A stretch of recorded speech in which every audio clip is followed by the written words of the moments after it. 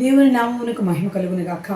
మానవ జీవితంలో ప్రతి ఒక్కరి జీవితంలో కూడా ఎన్నో బాధలు, కష్టాలు, కన్నీళ్ళు, సంతోషాలు, ఆనందాలు అన్నీ కూడా ఉంటాయి. అయితే ప్రభువు మన జీవితాలలో మహిమపరచబడుటకు కొన్ని బాధలు కూడా కారణమవుతూ ఉంటాయి. అనేకుల జీవితాలలో వచ్చిన బాధలను బట్టి ప్రభుని వారు మరీ ఎక్కువగా స్తుతించారు, మరీ ఎక్కువగా విశ్వాస జీవితంలో ముందుకి కొనసాగారు.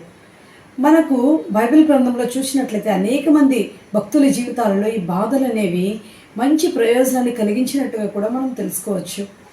ముఖ్యంగా యేసు ప్రభు వారు ఆ దినాలలో అనేక మంది రోగులు ఆయన దగ్గరకు తీసుకుని రాబడినప్పుడు ప్రతి ఒక్కరిని ఆయన స్వస్థపరిచినట్లుగా మనం చదువుతూ ఉన్నాం. యోహాను సువార్త 9వ అధ్యాయంలో మనం చూసినట్లయితే యేసు ప్రభు శిష్యులు ఆయన దగ్గరకు ఒక గుడ్డివాడిని తీసుకుని వచ్చారు. ఆ గుడ్డివాడు యేసుప్రభు దగ్గరికి వచ్చిన వెంటనే అయ్యా నన్ను స్వస్థపరిచయ్యా అని అడుగుచూ ఉన్నప్పుడు శిష్యులకు ఒక అనుమానం వచ్చింది. ప్రభువా, వీడు గుడ్డివాడిగా ఉన్నప్పుడు వీడు ఏమీ చూడలేడు, మీ దగ్గరికి వచ్చిన వారందరూ కూడా స్వస్థత పొందుతున్నారు, వారు మరలా చూపును పొందుకుంటారు, ఈ విధంగా అద్భుతాలు అనేవి వారి జీవితంలో జరగటం మేము చూస్తున్నాము. అసలు ఈ గుడ్డితనానికి కారణం ఏంటి?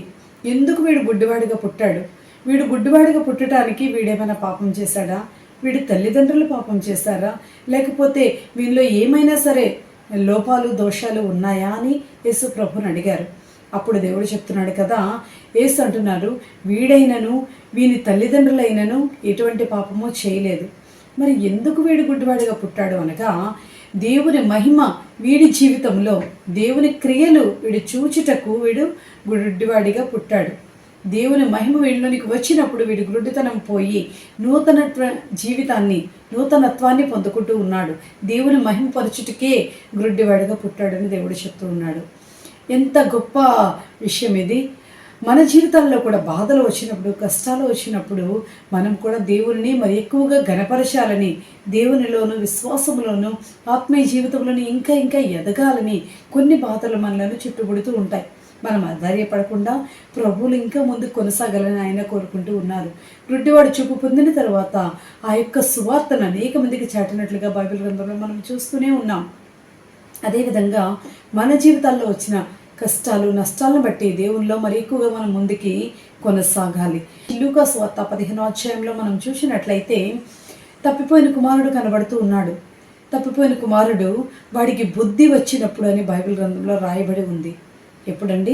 బుద్ధి వచ్చినప్పుడు అనుకుంటున్నాడు, నా తండ్రి వద్ద ఎంతోమంది కూలివండ్రకు సమృద్ధిగా ఆహారం దొరుకుతూ ఉంది, నేనైతే ఇక్కడ ఆకలితో అలమటించి చచ్చిపోతూ ఉన్నాను, కాబట్టి నేను వెళతాను, నా తండ్రి దగ్గరకు వెళ్ళి నీ పనివారిలో ఒకరిగా నన్ను కూడా పెట్టుకో తండ్రి అంటూ ఆయన కాళ్ళ మీద పడి ప్రతిమాలుతాను. నాకు బుద్ధి వచ్చింది, నేను తెలుసుకున్నాను, నా తప్పులు నేను తెలుసుకున్నాను, నా తండ్రి దగ్గరికి వెళ్ళి క్షమించమని అడుగుతానని వాడు మారు మనసు పొంది పశ్చాత్తాపం పొంది తండ్రి దగ్గరికి వచ్చి అంటున్నాడు, నీ ఎర్రలను నీ దృష్టికి పరలోకమందున్న తండ్రి దృష్టి ఎదుటను పరలోకపు తండ్రి ఎదుటను నేను పాపం చేసి ఉన్నాను, నన్ను క్షమించి తండ్రి అంటూ తండ్రిని వేడుకుంటూ ఉన్నాడు. తండ్రి అయితే ఆయనకి ఎనలేని అపారమైన ప్రేమను కొడుకు మీద చూపించాడు. దూరముగా ఉండగానే గుర్తుపట్టలేని విధంగా ఉన్ననూ సరే కుమారుని గుర్తించి వాని మెడ మీద పడి ముద్దు పెట్టుకుని కుమారుని ఆహ్వానించాడు. ఎప్పుడు మరలా ఆయనకి ఘనత గౌరవం దక్కిందంటే వాడికి బుద్ధి వచ్చినప్పుడు. బాధలు కష్టాలు కలిగినా సరే వాటన్నిటి నుంచి దేవుడు విడిపించి గొప్ప చేస్తాడు అనటానికి యేసు ప్రభువారు చెప్పిన ఉదాహరణలో ఇది ఒక మనకి మంచి ఉదాహరణగా కనబడుతూ ఉంది. అదేవిధంగా దేవుడు కొత్త నిబంధనలోనే అనేకమైనటువంటి బాధల్లో నుంచి కష్టాల్లో ఉన్న అనేక మంది రోగులను ఈయన స్వస్థపరిచారు. రక్తస్రావ రోగముతో బాధపడుతూ 12 సంవత్సరాల నుంచి బాధపడినటువంటి ఆ యొక్క స్త్రీని దేవుడు ఒక్కసారి ఆయన వస్త్రపు చిందును ముట్టిన వెంటనే స్వస్థత పొందుకున్నట్లుగా మనం చూస్తూ ఉన్నాం. దేవునికి స్తోత్రం. అదేవిధంగా దేవుడు అబ్రహామును పరిశోధించను. ఆదికాండము 22వ అధ్యాయంలో మనం చూసినట్లయితే దేవుడు చెప్తున్నాడు, ఈ కుమారుని మోరియా దేశమునకు తీసుకుని వెళ్ళి అక్కడ నేను నీకు చూపించు పర్వతములలో ఒక పర్వతము మీద నీ కుమారుని దహన బలిగా నాకు అర్పించు అని దేవుడు అబ్రహాముకు చెప్పాడు. అబ్రహాము చిత్తం ప్రభు అన్నాడు. ఒక్కగానొక్క కుమారుడు, లేక పుట్టిన కుమారుడు, ఎంతో గారాబంగా పెంచుకుంటున్న కుమారుడు, ఎంత బాధ ఎంత కష్టము. ఆ కుమారుణ్ణి దహన బలిగా అర్పించవలసిన పరిస్థితి వచ్చింది. దేవుడు పరిశోధించాలనుకున్నాడు. అబ్రహాము విధేయతను చూపించాడు. ఆ బాధను దిగమింగుకొని తన యొక్క కష్టాన్ని, తనకు వచ్చినటువంటి ఆపదను ఆయన సంతోషముగా ఆనందంగా మలుచుకుని దేవుడు అడిగాడు, ఆయన ఇచ్చాడు. ఆయనకి నేను ఇస్తాను అని చెప్పి దేవుని సన్నిధిలో దహన బలి ఇవ్వటానికి ఇస్సాకును పడుకోబెట్టాడు. కత్తిని ఎత్తి ఇస్సాకును బలిగా ఇవ్వబోతూ ఉండగా దేవుని స్వరము మరలా అబ్రహాంకు వినబడింది. అబ్రహామా, నీ కుమారునికి ఏ హాని చేయవద్దు. ఆ పొదలో కనబడుతున్న పొట్టేలును తీసుకొని దాన్ని నాకు దహన బలిగా అర్పించు అని దేవుడు మరలా అబ్రహాముతో మాట్లాడాడు. సంఘటనను, తన యొక్క పరిస్థితిని ఏ విధంగా అబ్రహాము మలుచుకుంటాడు అని దేవుడు చూశాడు. ఆ బాధను, ఆ యొక్క కష్టాన్ని ఏ విధంగా అధిగమిస్తాడు, నాకు నేను అడిగింది ఇస్తాడా ఇవ్వడాన్ని దేవుడు పరిశోధించాడు. కానీ అబ్రహాము విధేయతను చూపించాడు.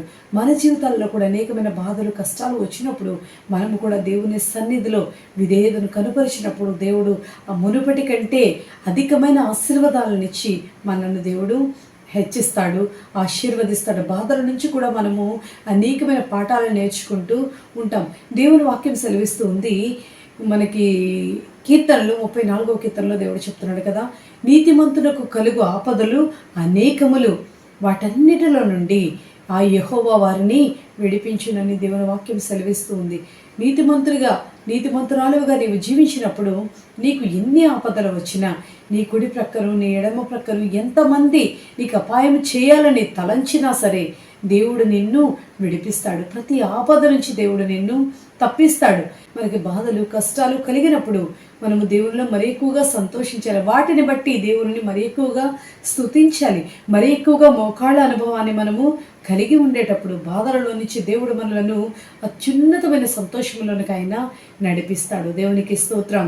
మనము రోమీయులకు రాసిన పత్రిక 5వ అధ్యాయంలో చూసినట్లయితే శ్రమ ఓర్పును, ఓర్పు పరీక్షను, పరీక్ష నిరీక్షణను కలుగచేయునని అపోస్తలుడైన పౌలు చెప్తూ ఉన్నాడు. కాబట్టి మనము కష్టాలు, బాధలు కలిగినప్పుడు ఓర్పును మరియు నిరీక్షణను విడిచిపెట్టకూడదు.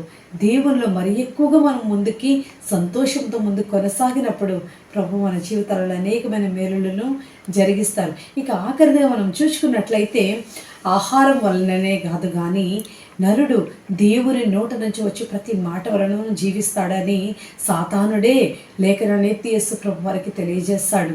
కాబట్టి ప్రియ సహోదరి, సహోదరుడా, ఈ రోజు నీవు జీవిస్తున్నది ఆహారం వలన మాత్రమే కాదు, దేవుని నోట నుంచి వచ్చి ప్రతి మాట వలనను నీవు జీవిస్తూ ఉన్నావు. దేవుని మాట నీ జీవితాలలో ఉండే బాధలన్నిటినీ తీసివేస్తుంది. ఆయన నోటి నుంచి వచ్చే మాట నిన్ను నిత్య జీవములకు నడిపిస్తుంది. దేవుడిచ్చినటువంటి ఆ వాక్యాన్ని నీవు ప్రతి దినము భుజించినప్పుడు నూతనమైన శక్తిని నీవు పొందుకుంటావు.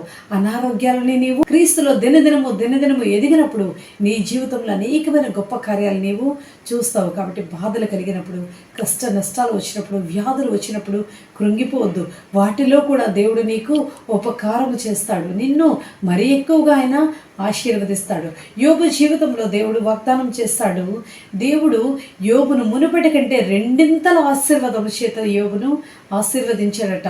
మనం అనుకోవచ్చు, ముందు కూడా ఆయనకి 10 మంది పిల్లలు, మరలా కూడా ఆయనకి 10 మంది పిల్లలే కదండి, ఏ విధముగా అయినా 2 ఆశీర్వాదాన్ని ఇచ్చాడని మనం అనుకుంటాం.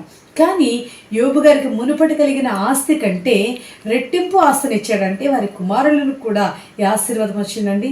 2 రెట్టింపు ఆశీర్వాదం చేత కుమారులను కూడా దేవుడు దీవించాడు. కాబట్టి కష్టాలు, బాధలు నీకు వచ్చినప్పుడు తర్వాత నీకు మేలు, సంతోషం ఉందని మర్చిపోవద్దు. నీ కష్టాలు కొంతకాలమే ఉంటాయి, తర్వాత దేవుడు నిన్ను మేలు చేత తృప్తిపరుస్తాడనే నిరీక్షణతో మనము కష్టాలని, బాధల్ని నడుచుకుంటూ, దాటుకుంటూ ముందుకు కొనసాగిపోవాలి. విశ్వాస జీవితంలో మరి ఎక్కువగా మనము ముందుకు నడిచిపోయినప్పుడు ప్రభు రాకడ కొరకు మనము సిద్ధపరచుకుంటాం. ఆ విధంగా సిద్ధపడదాం. ప్రభు రాకడ కొరకు ఎదురు చూద్దాం. ప్రభు వాక్యమును దీవించును గాక. ఆమేన్.